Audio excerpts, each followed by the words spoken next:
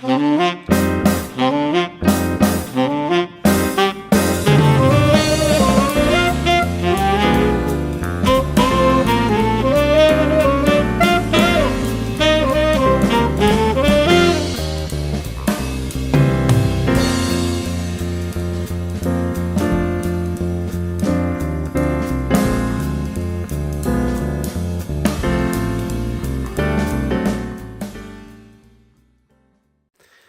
and welcome to episode 4 of my video training course. Today I will go more in detail with paper A. Actually, I would like to try to solve the mock trial paper as it was released last year by the examination committee in order to allow the candidates to prepare for the new format of paper A. So if you haven't solved this paper yet, it is a good idea to do it first before you look at my solution. Otherwise, you will not get the maximum benefit out of mock paper A. So without further ado, let's start. So the step 1 is basically the sorting phase. As I always recommend, you should destable your documents, the material you get, hole punch it, and put them into the respective folders or folder. This may not be so important for part A, since you have not so many documents to digest here, but it helps to get to establish the routine which you will need later on in paper B and paper C, for example. And in the mock trial paper, you will have the letter of the client with some figures to it and 2 prior art documents also with figures. So as I said, not so many documents to digest here, but still. The next step is start writing the cover page. There you should write the abbreviations which you want to use in the examination, and it is important to make this your first page of your answer sheets in order to prevent that the examiner may overlook this page, which is of course important.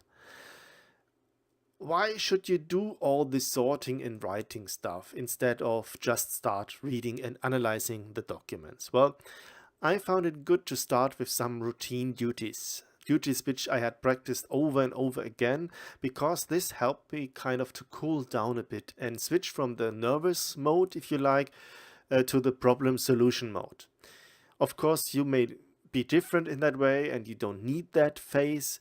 But I found out that I tended actually to overlook some information, especially on the first few pages, when I started reading the client's letter right away, where I was still full of adrenaline. Okay, so maybe it helps you as well. If not, of course, you're always free to change the different steps in the solution practice. After like 5 minutes or so, you then finally start reading the client's letter and analyzing it. And here I recommend at least 2 passes. So in the first pass, which I call the eagle's view, you really try to get the general idea and understand the invention. In that phase, you try to be able to answer some questions in the end, like general questions. What is the invention? What is the problem, or are the problems in the prior art?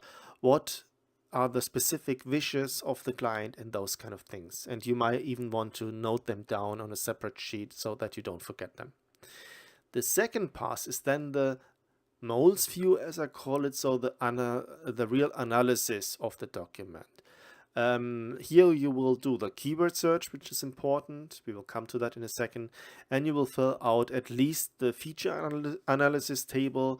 You might want to do also some additional little things which help you understand the exam better. But let us start with the first pass first. So after reading the client's letter, you should be able to answer the following questions and may have even taken some notes. For example, the invention relates to which technical area? Well, it is obviously a multi-layered patch for some kind of cosmetic use on the skin. What problems seem to be in the prior art?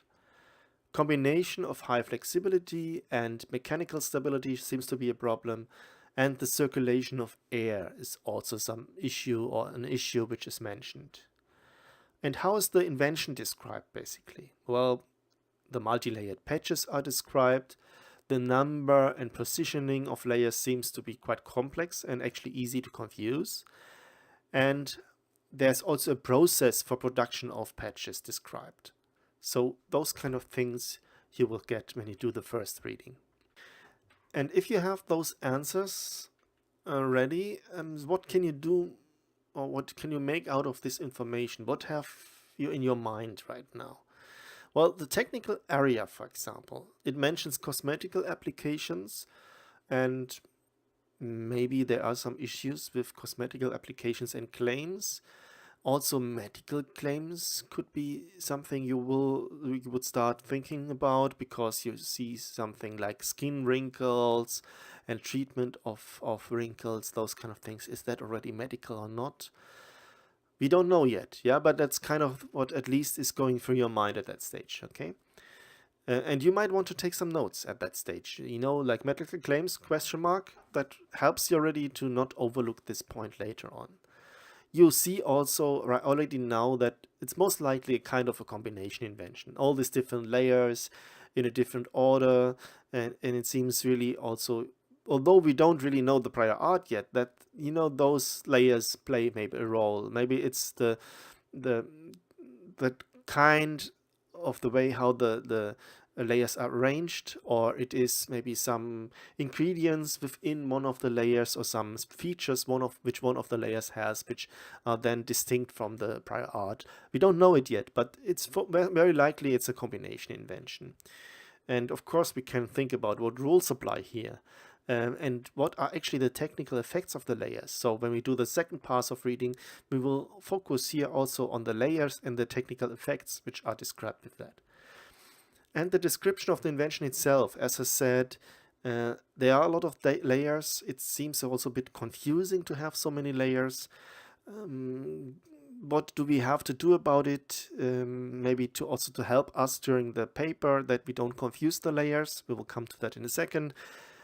Can we find a protection of the patch? Of course, we don't know the prior art, as I said, but that is something which really the client's wishes.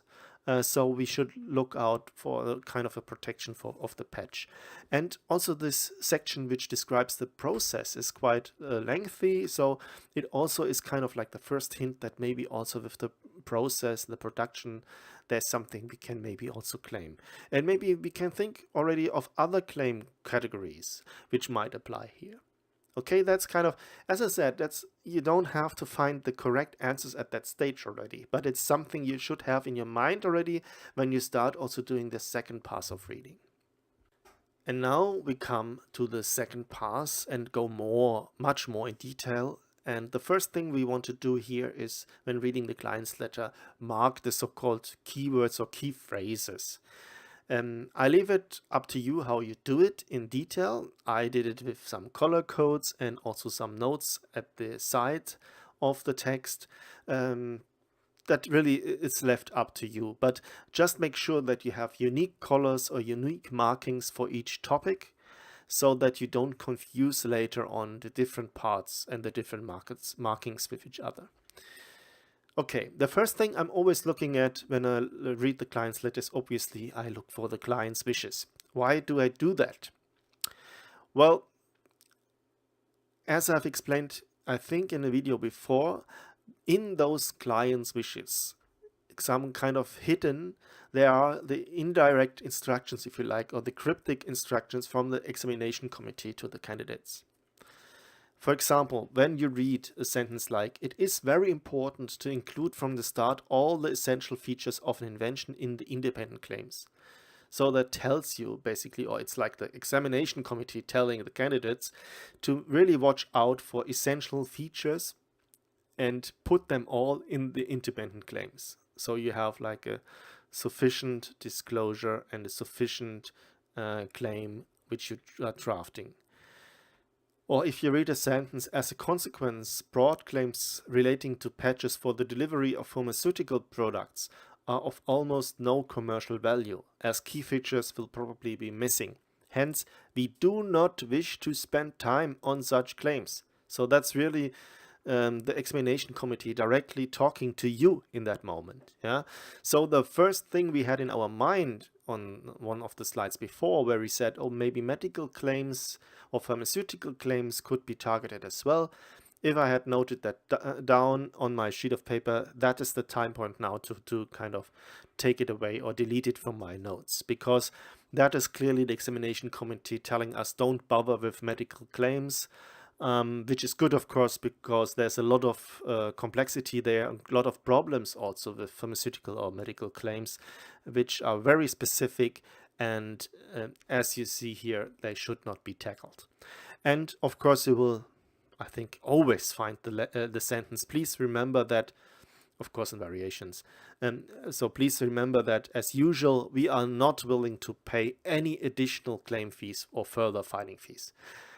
That is again this typical example of a cryptic instruction from the examination committee. Of course, the candidates know that additional claim fees only apply when you have more than 15 claims. So that is the way of the examination committee to tell you that you should not draft more than 15 claims when answering paper A. Okay, so these are the client's wishes, as I call them, and those could be marked in a certain color code, or you can, at least take some notes down on your separate sheet of paper, so that you make sure that in the end of the day, when you check then your final claims, that you have fulfilled all the wishes and not overlooked something. The next thing I would identify or try to identify is the so-called essential features. So all features which are considered really mandatory for the invention. And of course, I can't give you like a full list of all the wordings which are used, but you need to get more like a feeling when an essential feature is described. But wordings like it must be combined, or it's indispensable, it has to be such and such, it's absolutely required, it's impossible to do it without this one. In the most preferred embodiment looks like that, etc., etc. So those kind of things are really essential or mandatory features, and they should be marked in a unique color code, of course. And why are they so important? Because in most cases you will find all the features here described as essential features which need to end up in the end in independent claims. They are either necessary for the invention to work in the first place or to establish inventive step. And I would even argue that if one of those features is missing in your independent claims in the end, you have overlooked something and run into the danger of creating a claim set, for example, which is not sufficiently described or has an inventive step problem or something like that. And again, I repeat myself, but just remember, this exam is designed that you will find the right solution. Thus, these features are the cryptic way of the examination committee again to tell you what features are really important for the invention and need to be in the independent claims. And again, I remind you of the first sentence I was reading here from the client's wishes. It is very important to include from the start all the essential features. And exactly those essential features you will have marked here in under item 2 in that section. Okay, so those are really important. But we go on with our analysis, because the next thing is you can look for is the so-called nice to have features. I normally mark them in green, for example. That's why I just put here the green color, but as I said, the color is completely left to you. Those features are normally described with softer words or terminology, if you like. So something like can be used, for some applications might be preferable or is preferred, found to be advantageous, and so on. Yeah, so those keywords are, as you can see already, that's kind of a bit a softer, I would say, description. And those features are still also important because they normally end up in the dependent claims. So they are used to identify dependent claims, useful dependent claims, and sometimes in some occasions, but that's rather seldom, you may even want to use one of them to render an independent claim inventive. So those are the nice to have features, as I call them, and I would mark them as well in the text, but in a different color coding. The at least fourth thing I would look for, of course you can look for much other things as well, but the fourth thing which is always important is definitions to look out for. And well, I call them definitions. It's something like that as we have here in our text, in our specific example, like cosmetic, and then you have the brackets and it says like non-therapeutic. Again, that's a hint that you should not go for pharmaceutical and medical claims here. And yeah, synthetic fibers are further explained, or natural fibers are further explained, and those kind of things, like kind of definitions of, yeah, whatever you want to call them. And those definitions are very important, at least for, well, the following reasons I can, define here.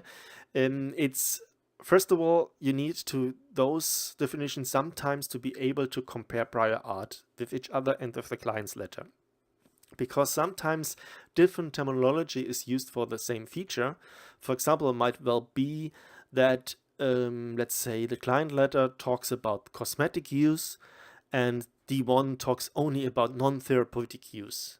Maybe it's not the best example, but you know where I'm going here.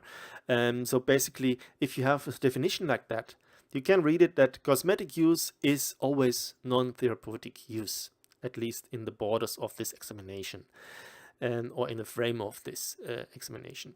And therefore, you can then directly link anything which is said in D1 to non-therapeutic use to the cosmetic use as disclosed in the client's letter, for example. Okay, so the first thing is really to compare prior art with the client's letter.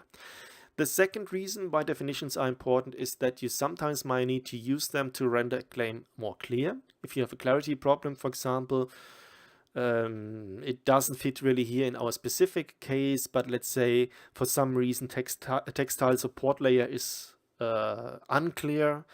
For some reason you might rather want to use a flexible woven material or something like that. This issue is not so much a thing in part A. It becomes more important in paper B, which is, as I said also before, quite similar to paper A to some extent, of course. And there the definitions can be used especially for those kind of things to render a claim more clear. And the third thing for which at least definitions are important is that they are used to rule out that the candidates use their own technical knowledge. The sentence here to remember is, don't try to outsmart the examination committee. Yeah, that's really a rule which applies to all papers. Even if you would be the expert for multi-layered patches and you find that, I don't know, the definitions are maybe too general or too broad, and for some specific cases it does not even fit, because synthetic fibers can also be some other kinds of fibers, not just polymeric fibers, you should try to forget all of this expert knowledge and only apply the definitions as used by the committee, even if they are not 100% correct in that extent, because we are here really under examination conditions, and you have to remember that all the other candidates with no knowledge at all in that technical field also are sitting this exam and should be made, able to pass the exam, or to understand at least the technical background of the examination. Okay, so therefore also the definitions are quite important.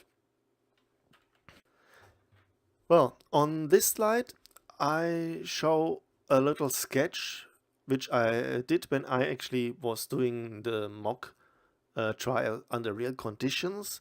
As I said, right from the beginning, it seemed to me that these different layers and the different how the layers are arranged to each other was quite confusing to me. Maybe it's not for you, but I found it very, very helpful to have a little sketch, and write down basically what is the top layer, what is the storage layer, what is the support layer, and where is the skin. Just to be able to compare, in the end, the different layers as disclosed in D1, in D2, and the client's letter with each other. Okay, so that's something which, yeah, you should do, and it takes you 3-4 minutes to do that. So why not doing it if you can then avoid some silly mistakes later on? And in the same category is also this thing, what I made here. It's, you can call it maybe a feature comparison table or something like that. So basically, the reason here is that I found out that the terminology of the different layers was quite different between the different documents. So in the client's letter, they always talk about the storage layer. In D1, they talk about the depot layer. And in D2, they talk about the polymeric matrix layer. Okay, and the definition was always the same. Again, definitions are important, as I said before. And by the definition, I could then tell, okay, they all mean the same layer, but they just use a complete different terminology for that. And to, again, avoid confusion on my behalf, I just put together this little table. Again, it's like 3-4 minutes work to do that. And then I was on a safe side that I would not confuse different layers with each other. And this table and the sketch which I mentioned before show you that despite all preparations you might have for a paper, you still need to keep some flexibility to yourself in order to adapt to the particularities of a specific paper. Yeah, that is the important message maybe here. Okay, but now finally we start with filling out the so-called feature analysis table. So that is not to be confused with the feature comparison table which I just made before on the slide before. This works as follows. So the columns from left to right are used for the same feature, sorted from the most general description to the most specific one.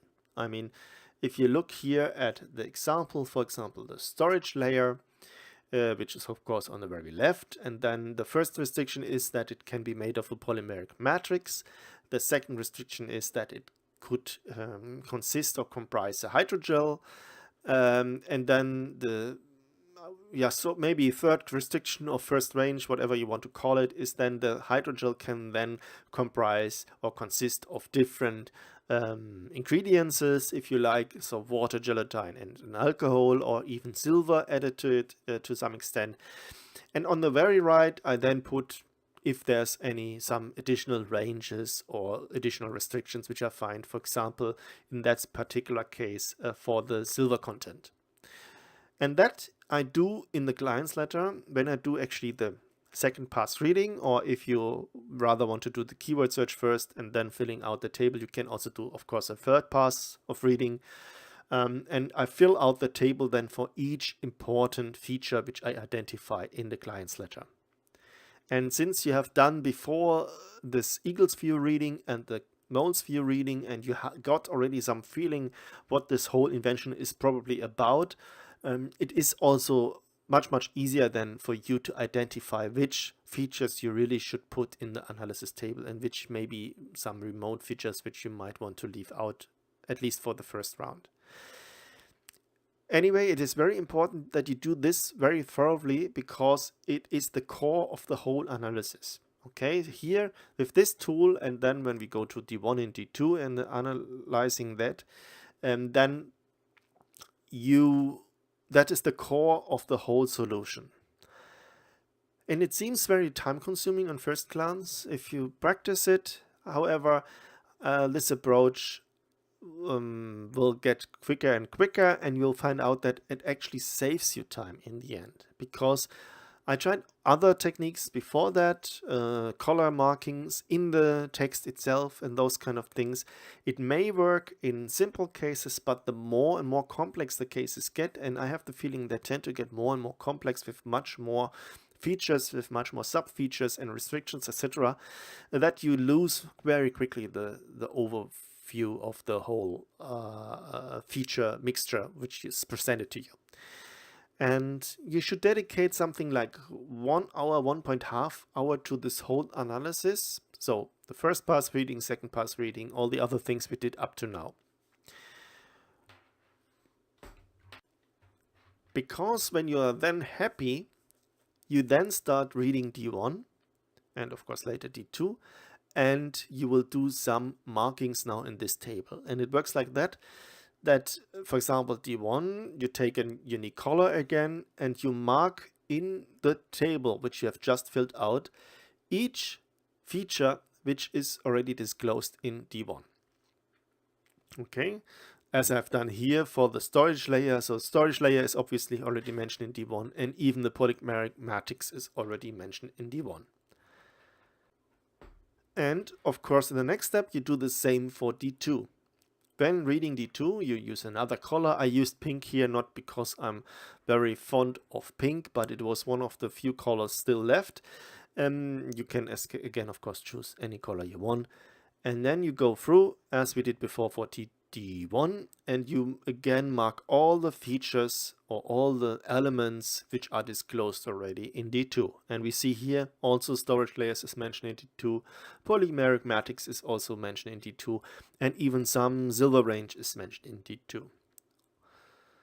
Okay, and then the interesting part starts, because what you now do in the final check is to find all those features which, after you went through D1 and D2 completely and you did all the color markings here, what features are still left over and are not marked at all.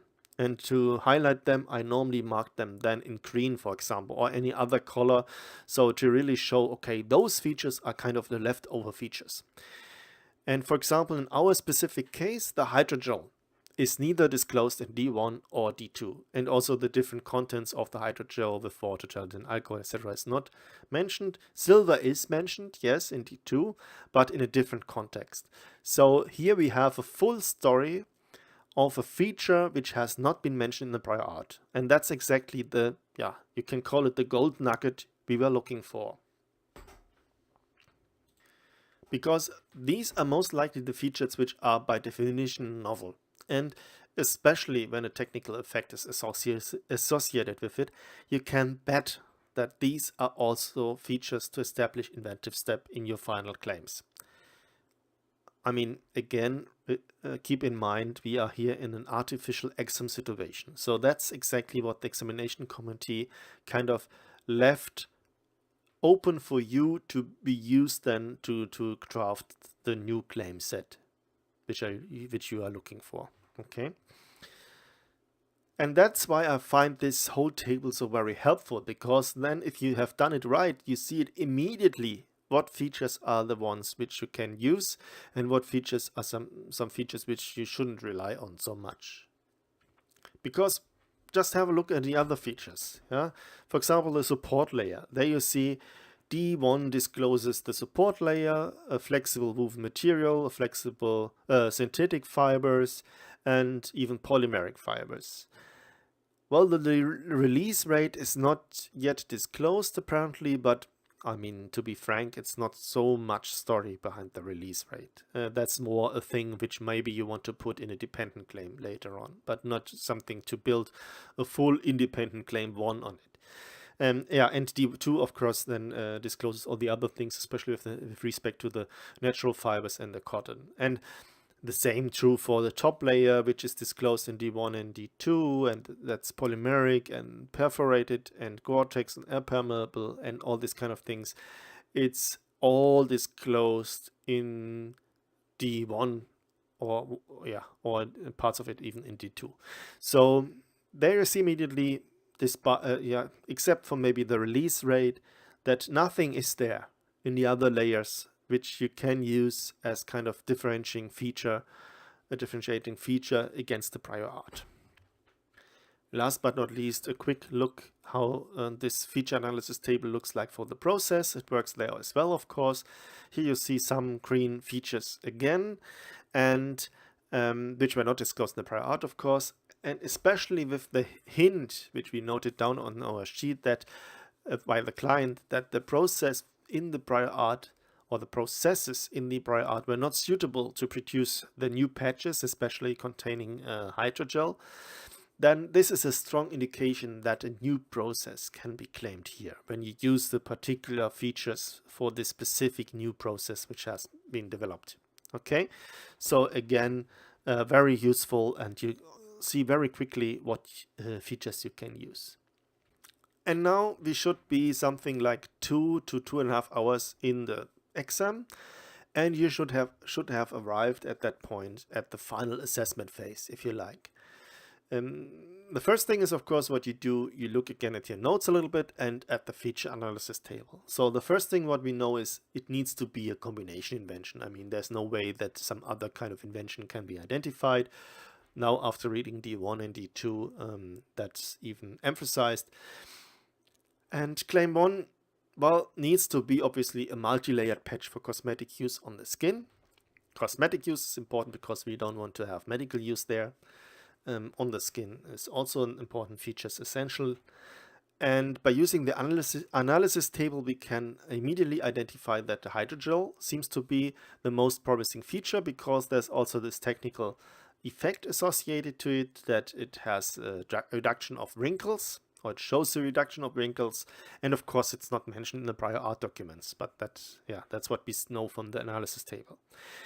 And any other layers do not possess any exciting features, I would call them, which are useful and are not described in the prior art already, and could be also used to render a claim novel and inventive. So the next step you need to do is then, before you really can start drafting the claims, look at your markings and notes. And especially within your markings, in your keyword search analysis, you need to look at the essential features, of course, because we need now to find all the essential features associated with each layer. Features like flexible woven material, entirely covering, or perforations are, for example, necessary requirements for the invention.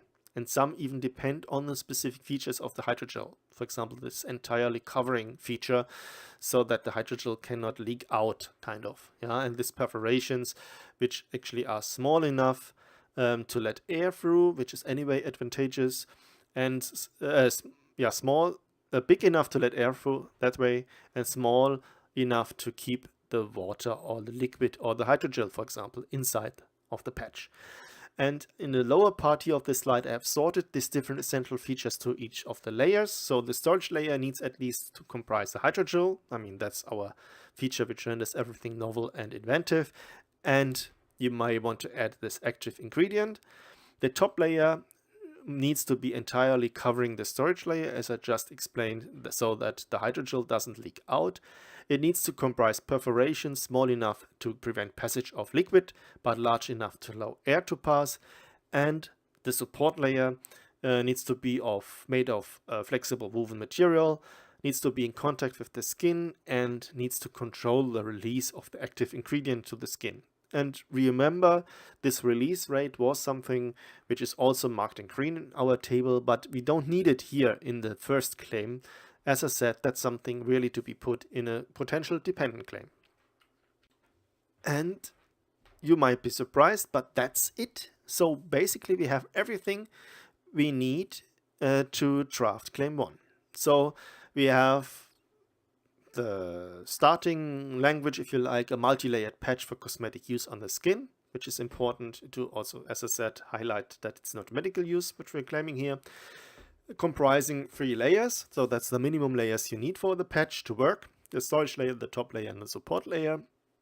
And then characterized in that, and then you put here for each of the layers the essential features plus the hydrogel feature, which is, as I said, the feature rendering the whole claim sad, novel, and inventive. So here, that's that part we know because it's a combination invention, or we know we have to put it there because it's a combination invention. Then we have our delimiting feature, or however you want to call it, so the hydrogel feature. And then we have a lot of key features in the text, which we have identified, of course, during our keyword analysis as essential features. And that is really the claim. And that is the claim which would give you the full points in the end. But we can also immediately draft another independent claim at that stage, because when we haven't done so already, when we look at our analysis table, of course, we see the process features, which are, a lot of them are marked in green. And there we can put together basically straightforward the process claim. Again, a manufacturing process for a patch for cosmetic use on the skin. Well, that's straightforward. Wherein, the support layer is made of flexible woven material. Again, an essential feature to be put in here. Storage layer comprising an active ingredient, also to be put here. A top layer comprising perforations, which are small enough, blah, blah, blah, blah. So all these essential features put there. And then characterized in that, the storage layer is a hydrogel, in that the pressing step is performed with a pressure of more than 200 kPa. but not more than 300 kilopascal. And in that said pressing step is followed by heating and the breast patch to a temperature between 80 degrees and 90 degrees Celsius for at least 20 seconds. All those features we have identified already in our analysis table in green. So we just have to put the puzzle pieces together here, if you like. It is important at that stage, or probably have noted that before, but it is important to recognize at that stage that the process in the prior art are unsuitable for producing hydrogel comprising patches. And that is actually mentioned also somewhere in the client's letter, as far as I remember. So, surprise, surprise, even if you were slow and you took a lot of time to arrive at that point, you will be surprised to see when we do like a small break here and look at the points, that 40 points actually would have been awarded for the patch claims, or for claim 1, independent claim 1, and another 20 points would have been awarded for the process claim, if you wrote it down like I have done it. That means about 60 points you would have gained already at that point. So even if you were a bit slow and you were only able to hand in 2 pages with the 2 independent claims 1 and 2, you still would have passed paper A already at that point. Okay, so that is why it is so important to put so much focus on this first steps of key feature search, especially taking down notes, of course, of the client wishes and this feature analysis table, because then you're already on the right track and you run immediately in the direction where you then will pass paper A. But let's go further. When you look at your notes, you find maybe a hint in the client's letter and the one to another independent claim. I have to be frank that actually I overlooked that thing in the first round when I did the solution. But it's true, the client letter or the client explains really that perfume could be added to the patch. It's one of the sentences there. And the one describes kits comprising patches and the perfumes and stresses that these products are commercially highly relevant in paragraph 6, if you want to read that. And that's a bit tricky because the real hint to these kits of comprising patches is made in D1. So when you do your strategy by analyzing especially the client's letter with keyword search, etc., it might well be that you overlook this specific hint in D1. But I mean, it's not such a big deal.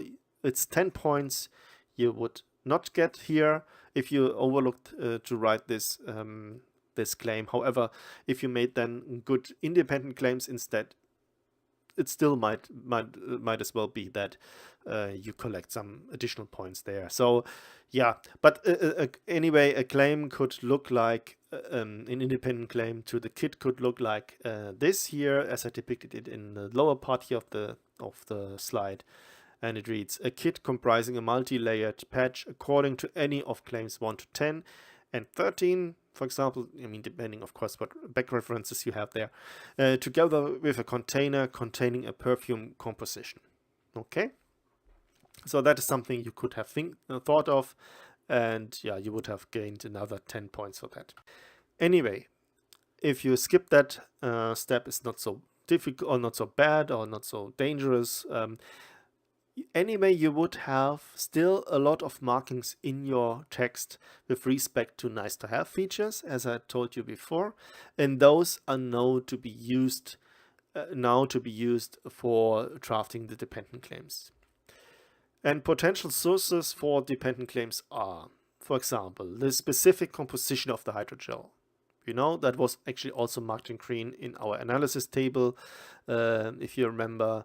That is right. Of course, the hydrogel was novel, but also the content containing water, alcohol, and all these other ingredients was also novel. So you can use that for the dependent claims. You could look a little bit more at the silver particles and the different ranges of silver particles which were disclosed in the client's letter. You could put another definition of the active agent in there, because the client's letter also talks at anti-wrinkling agent at one point. Of course, you can think of a patch with perfume, so independent, so a dependent claim referencing back to claim 1, where you say the patch of claim 1 further comprising a perfume, for example. And that was actually where I was looking for when I thought about the perfume and not so much looking at the kit actually. Then you can do something with the release rate. I mean, that we have mentioned already several times. You see it again directly from the analysis table. That, of course, the specific release rate has some additional effects, and it's like a preferred embodiment. And why not put it in a dependent claim? Then you could also think about the arrangement of the different layers, especially also with respect to the cluing layer, or I'm not sure how it was called actually in the exam again, but like where the clue was put, yeah. Also the cotton soaked with a skin-friendly glue was also mentioned in one part. That's something you can maybe take. And all those kind of things, as I said, you have marked, of course, as nice to have features. Those kind of things. And one thing I want to add here, of course, don't overdo it. As I said, in total, the examination committee expects you to draft only 15 claims. So, of course, including also the independent claims. So if you would have drafted the 2 independent claims direct to the patch and the process, would be another 13 dependent claims, which you should draft at maximum. Okay. Of course, if you had the kit claim as an independent claim, would be 1 dependent claim less you should draft. And in total, you would get 15 points for reasonable dependent claims. As I said, that's some additional nice points to get, but don't overdo it. Don't waste too much time. Especially don't waste time for drafting like a 16th, 17th, and 18th claim, because those claims get 0 points, even if they are nicely drafted and nicely made. Okay, and yeah, as I said, no points are rewarded for 15 claims. And as I said, see the client's wishes, which were cryptic wishes of the examination committee in the end. If you have still time, you can start also drafting the description. As you know, there is anyway only an introductory description or specification needed here, and you can gain up to 15 points by writing the description. As I said in my other video, that is some kind of low-hanging fruit, because you should focus basically on just 3 aspects when you write the description. A summary of D1 and D2, which is, I mean, that is really easy. You really should, everyone should be able to do that. Again, don't overdo it. Like 3-4 sentences per document are more than sufficient, and you get 4 points for that. So that's easily gained points. Then some kind of problem solution approach with respect to your claim 1 would be nice. You don't have to follow the exact rules for problem solution approach like you will have to do for, let's say, paper B and especially paper C, but it's nicer if you can do it. And of course it helps when you have like a template ready to do that, and just explain basically to the examiner why you think claim 1 is novel and inventive with respect, especially inventive, with respect to the prior art. And another, like about 5 points are given or awarded for consistency between the description and claims, but that shouldn't be a problem, because you draft, of course, the claims first and then you draft the description. And yeah, it shouldn't be a big problem to make sure that everything is consistent against each other. Yeah. And as I said before, a good template helps you in getting that points of the description. And then the final step, so the last 5 to 10 minutes or so of the examination, should be dedicated to correction and the last finalizing steps. So what you should look out for especially, and it's a wise thing to have a checklist, for example, ready, so that you don't overlook an important checkup step or correction step in the end. So one thing you should really have is, or do at that stage, is write the page numbers in the upper right corner for each of the pages with a permanent pen, which is easy to copy and to see. That's important. You should also make sure that the back references in all the claims are correct, because it might well be that you kind of do some resorting in the process. For example, in our specific case, we probably wrote first independent claim 1 and the process claim 2, but maybe the process claim shouldn't get the numbering 2, but maybe a later numbering, because you also wanted to put some dependent claims in which reference back to claim 1, but not so much the process, for example. And it might well be also that during this process you found out, oh, that the kit thing would also be something fit for an independent claim. So why not also putting that in? And then, yeah, for that reason, it's a good thing to write the claims first, but without the references, or not putting yet the reference numbers with, at least not with a pen which is then photocopied. You might do it with like yellow marker, so that you know for yourself which order you would like to have in the claims, but then you can reorder it later on, and then you wrote with your normal pen the correct number in. So that's something which you might want to do in the correction phase. You also want to make sure that you have all the papers ready which you want to hand in, and all the other papers like notes and stuff and other stuff you don't want to hand in is separated. Those kind of things. Yeah, and then if you have done so and you feel happy with it, you can do the handing in the end. And if you followed these different steps and techniques which I just described, it shouldn't be a big problem to pass paper A. Well, that was it again for today. I hope you liked it and it will help you on your way in order to pass the EQE, especially paper A for today. And that's it. Good luck and bye-bye.